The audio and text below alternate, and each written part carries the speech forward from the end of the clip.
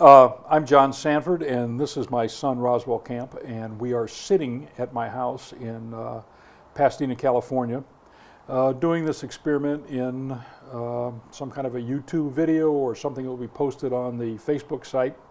We don't know exactly how it's going to come out. If it seems a little amateurish to you, that's because we're a little amateurish.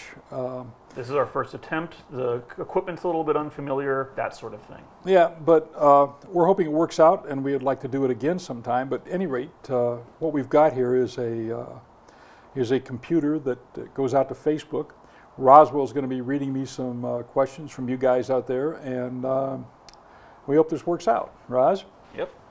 So let's get started.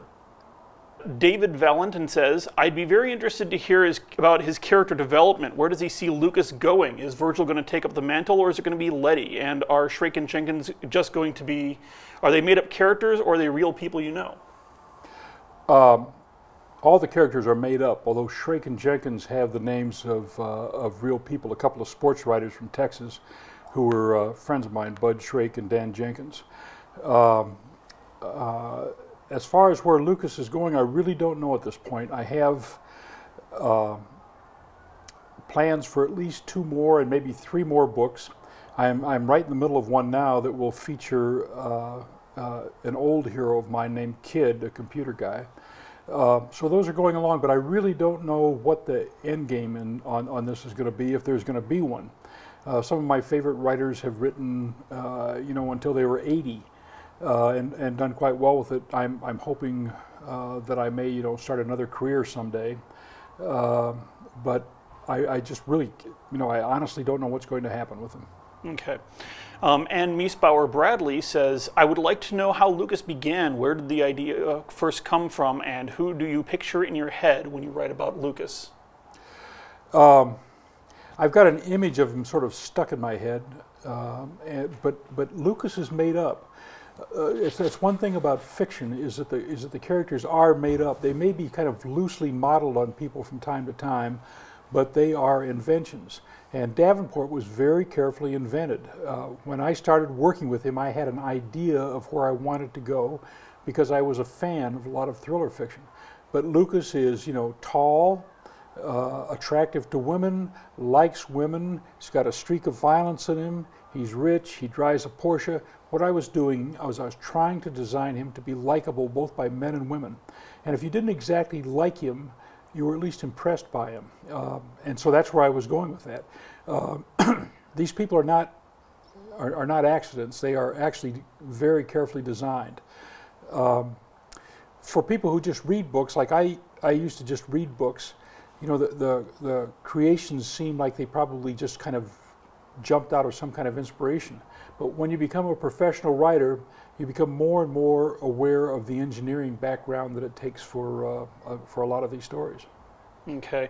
A little question here from Albert Reilly. I hope that's pronounced right. Riley? We'll see. How long did you stare blankly at the keyboard before saying screw it and naming Lucas's friend Del Caps Lock? Not very long. It's not something that you just pull out of a hat. You sort of become aware of it over time, but there's a name sitting there, Del Caps Lock, and you try to resist it at first because it's so damn stupid, but then eventually you give in, and so you've got. Well, you resisted at least for a few books because you named him Del like 3 or 4 books before you came up with Caps Lock. And well, I was trying to sneak that out. Yeah, I was trying to sneak the cap locks out. Everyone else was like, no, don't do that. You went and did it anyway. Well, okay. A few years back, Lucas got a gift of a digital music player, an iPod, and 100 free songs. He saw it as a challenge and filled it with 100 best rock songs of all time. Is that something you shared with Lucas, and did it happen to you first? That did not happen to me, but actually the whole thing started out as a way for me to express my dislike of the Beatles, because there are no Beatles song in the top 100. I don't like the Beatles very much at all. I was always a Rolling Stones fan. It seemed like you could probably be one or the other back in the 60s when I was growing up.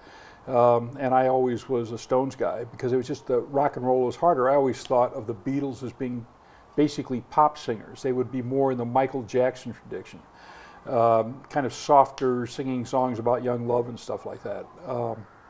So I didn't like the Beatles very much, and it started out with you know, it's just sort of a background thing, and it kind of became a little bit of a joke. And then after talking to Roz and some other people about it, it kind of evolved into the top 100, and then I printed the list at the end. This is another thing about writing books. When you're writing a book, you don't start with word 1 and end with word 100,000 and just write it straight through. You go back and forth and back and forth and back and forth. And so when you're doing something like the top 100 list, you may start off in one direction and then say, wait a minute, and you back up and you change those words that you've already written. It doesn't take long because you've got the basic format already set. So then you write a little bit further on and then you say, wait a minute, you know, now I've got to fix something else. So then you go back and you change something else. So when you see these books, they are back and forth and back and forth and back and forth and back and forth. They're not just one straight line. So the whole idea of a top 100 list, for example, evolved over time. It was not just something that popped into my mind and I just wrote down the top 100 songs. Okay. Kristen Rachel Walker asks, Lucas has appeared to mellow out in the last few books. He doesn't have as an active part in the actual capture and killing of the bad guys. I know he's getting older, but why did he lose his edge? And will he get it back in future books?